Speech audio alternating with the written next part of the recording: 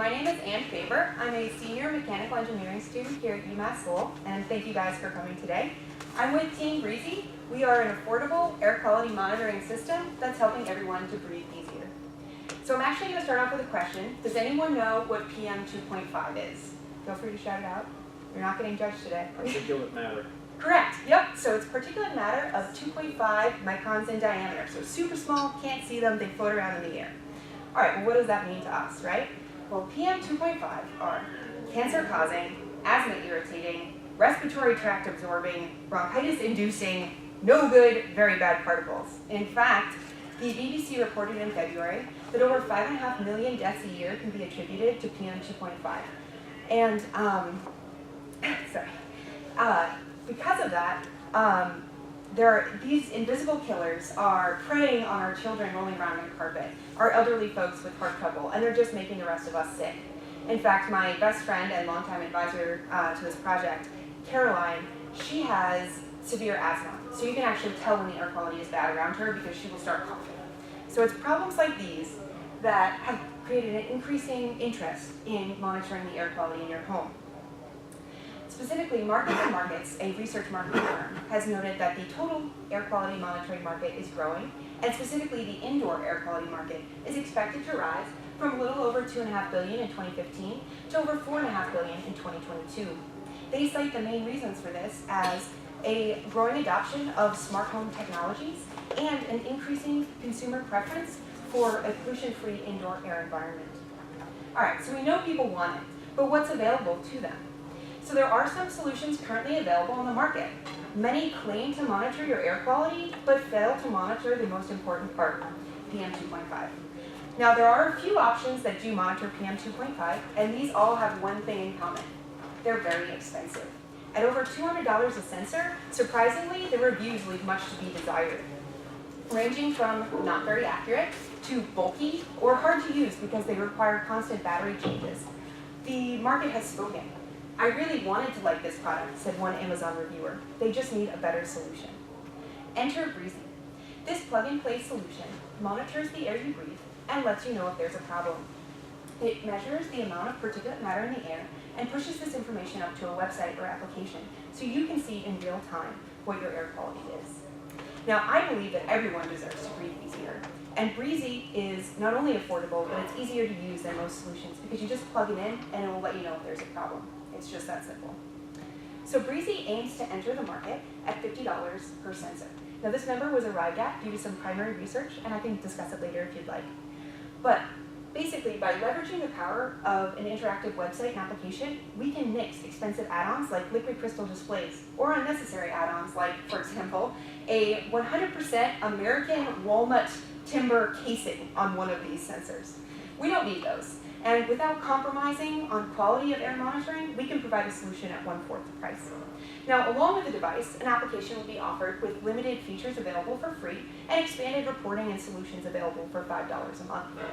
Finally, Breezy is a monitor. Therefore, it synergizes well with products like air purifiers or air filters. By advertising these on our website, we can maintain true to our values while also capturing some affiliate marketing revenue. So how do we plan to get this to market? So our prototype 1 phase has been completed, and you can see it working here today. But our next step requires your help. Our phase 2 prototype is expected to cost about $8,000 because we hope to refine the design by adding things like a custom printed circuit board, which would reduce the size of the device and reduce the per unit cost as we get to market. Basically, then we would move on to addressing marketing and legal concerns, set up our manufacturing contacts, and finally a Kickstarter campaign would fund that first round of manufacturing. At that point, we'd be able to sell on our website and start reaching out to distributors for actual in-store locations. We seek your assistance today for funding for our Prototype 2 build, and we ask that you guys help play a part in helping us all to breathe easier with Breezy. Thank you so much. I'll be happy to answer any questions you have. The $2.5 billion is currently being spent today. What's that being spent on? So there are some commercial applications. Honeywell is a big player in that, so like your manufacturing lines or like wood shops and things like that that need ventilation systems. But there is a very high growth area in the home market. Oops, sorry, in the home market. Is the 2.5 on monitoring devices or is on the Yes. filtering devices? So it's on monitoring Just- devices specifically. Yep, it's indoor air quality monitoring devices. How do people know they need this? Right, so that was actually an issue when I did primary research. I went out on the street with a clipboard and I asked people if they knew what PM 2.5 is. So not many people today know what PM 2.5 is, but they know that air quality is becoming an increasing problem, and I actually have information on this. So not many people know what PM 2.5 is, but they do know that poor air quality can cause them harm, and many, especially once they find out that it can, are very interested in purchasing a monitoring system for their home. What I did find was that most people don't want to spend $200, and in fact, the amount of people interested in purchasing rounded out at about $50 was where they were kind of more interested in investing in this sort of product. I hope that answers your question. Yeah. Okay. And so in order to get a $50 sell price, Yep. what are you rolling your costs up to? Right. So basically, this was based on a run assumed to be 100,000 units, which is a little far-fetched at this point. But we basically have the shell, which is the outside portion, and right now it's currently run on an Arduino and a Raspberry Pi. That's not necessary. If we get a custom printed circuit board, we believe that we can get that cost of the board itself down to around $1. And the sensor itself is probably the most important and expensive part because it is a pretty good sensor. So that's at about $8.50 when you buy in that volume. But we hope to try and wiggle that out as we get closer and do some negotiations. And then finally, the casing and packaging would be about $2.50. So, oh, sorry. Okay. Yeah. So we would expect the total cost to be about $14, and we'd be selling for $50. So that would be about a 2.5 markup on our cost. To be fair, this doesn't include like advertising and things like that or overhead. Right, that's just gross. Yeah. And then with your redesign, how much smaller do you think that would be? Right, so the main parts are we need an ADC, which is an analog to digital converter for our sensor. So the sensor itself, analog to digital converter, and then we need something to process that information, so a small processor, and a Wi-Fi chip. Those are all we need for this. So it's a very simple device, and we think that we could get it down to about like this size. So it would kind of just disappear on your wall. You could actually attach it to the wall with some sticky tape or something like that, and the plug would go down to your outlet. So that's the plan. Does it have to be up in there, or could it actually be wherever you've got an outlet? An outlet. So ideally, it would be near where you are breathing in. So if you have children, maybe you'd want it closer to the floor. In your bedroom, maybe around bed height. But specifically in your kitchen or workshop, you'd probably want it at eye level. So that's why we want the size to be smaller, so that you could kind of put it next to your stove, or on the side of your microwave, so that it could capture all those particles that are flying around. Any legal research, any research with regard to legal requirements on PM 2.5 and what might impact your market analysis? Sure. So there has been a little research done in that. Basically, the size of the particle is legally defined. But in terms of monitoring, there are a bunch of solutions out on the market, and they don't seem to have much regulation because many do claim that they're monitoring your air quality, but they're not monitoring PM 2.5. So we definitely look further into that as we go along. But right now, it seems like the market is clear for a product like this because there are some who have blazed the trail.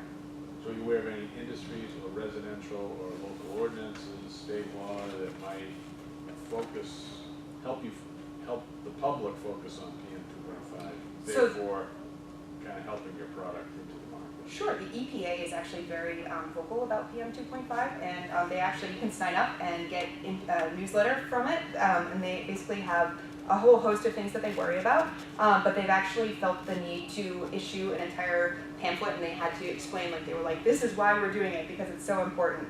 So there is growing awareness in this market, and the federal government, at least historically, has been very interested in getting awareness out there. Other than regulatory help, I developed a product once, and it was a great product, but no one knew about it. Sure. So in your cost, there's a marketing component that I think you really need to consider. So For sure. That shouldn't be part of your cost. Oh yeah, no, so this is just for the That's cost of yeah. goods sold, but we actually in our, oh, do I not have it here? have reference pamphlets for you too. But basically we laid out what the actual prototype build cost would be, and there's a marketing budget in there. And I've actually already invested in a marketing report that was about $1,000 because I won a previous competition. So I'm an engineer, I know I can build it, but I don't know what the people want, so I figured marketing was the best place to invest my money. Also, it is working right now if you guys want to see it. Basically, so we're currently at 82 micrograms per cubic meter, which is very good. This is pretty rough, but it does work. It has an entire back end that's run off of a serverless database and a Amazon Web Services basically server. So basically the device itself is using my Wi-Fi hotspot to upload this data, and it's currently working. And if you guys want to see it, I can shoot some pan at it, and you can see the numbers jump. There's a bit of a delay right now just because of the way we've written it, but it should take about 10 to 15 seconds. But if we do that, we should see a spike in about 10 seconds. So, it's the most nerve-wracking 10 seconds of my life. I'm not sure if you said this, but how large of an area is that monitor? Sure. So basically, the air quality, as you can see, can vary very differently. Like with that spray of PAM, you're not going to see it over here. The particles will travel over time. So having one monitor per room in kind of your problem area, so like in the kitchen it would be by the stove, would be the best place to put it because that would give you the worst case scenario in that case. But typically they can cover about a room, but you wouldn't want it to be somewhere where you're like blocked off by walls or things like that. Like it wouldn't cover your whole first floor, for example. So we got a little bit of a spike going up there. We're up to 100. So 100 is mediocre. We're starting to go into the phase of like not super hot.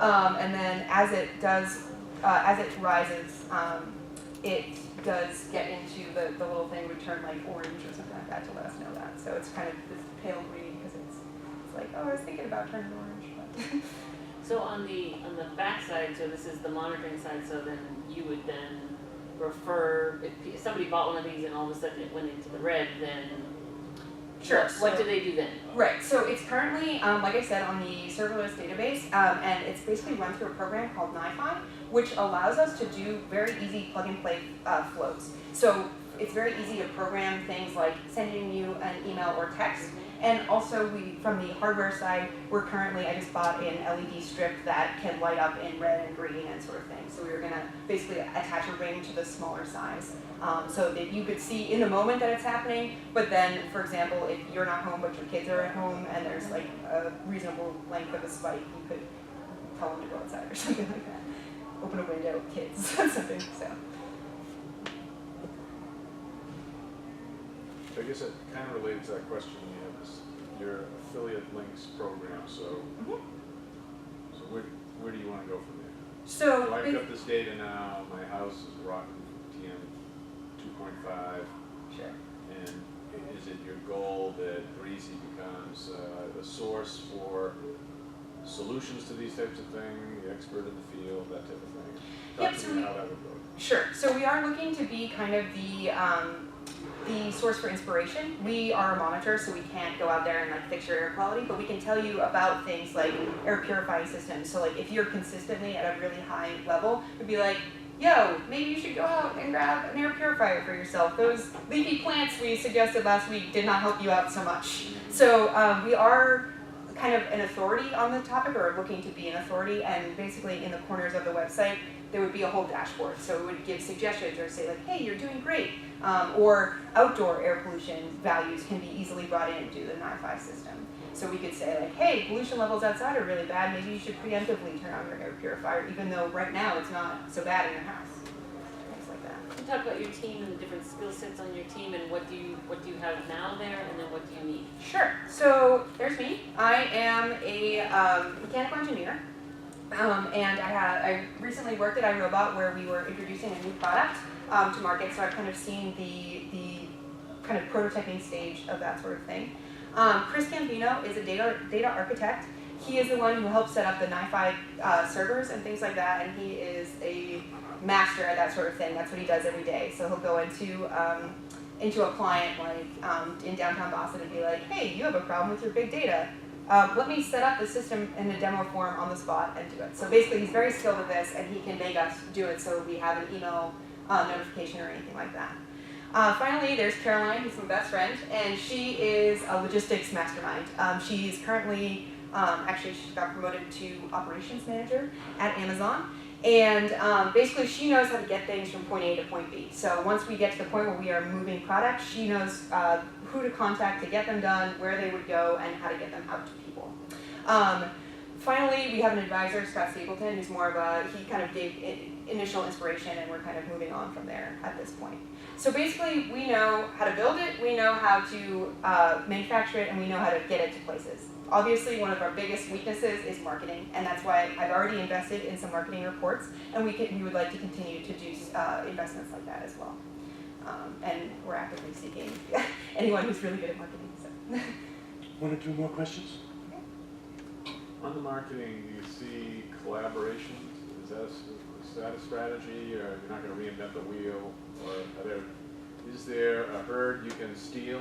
That is, somebody who's already in this space, as they say, and you can ride along with them? Sure. So currently, I don't have anyone who fits that bill. If you know someone, please let me know.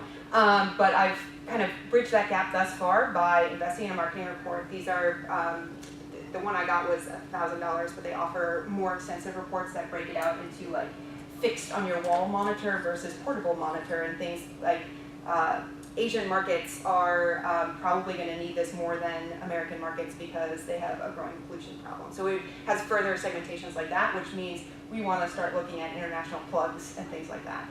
So I've been able to get a start on that sort of thing, but we're definitely looking to get more information on that, to tweak the design while we're in the prototyping stage before we release it to the public. What type of IP do you have?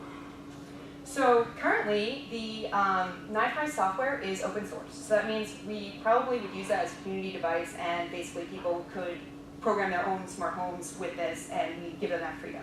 The only place that we would have access to IP would be in the printed circuit board that we would design. So basically on the hardware side, we could maybe get a utility patent for the PCB, and then a design patent for the actual like casing, and if we come up with something cool there. So those are our two sources, and we are looking into that. So.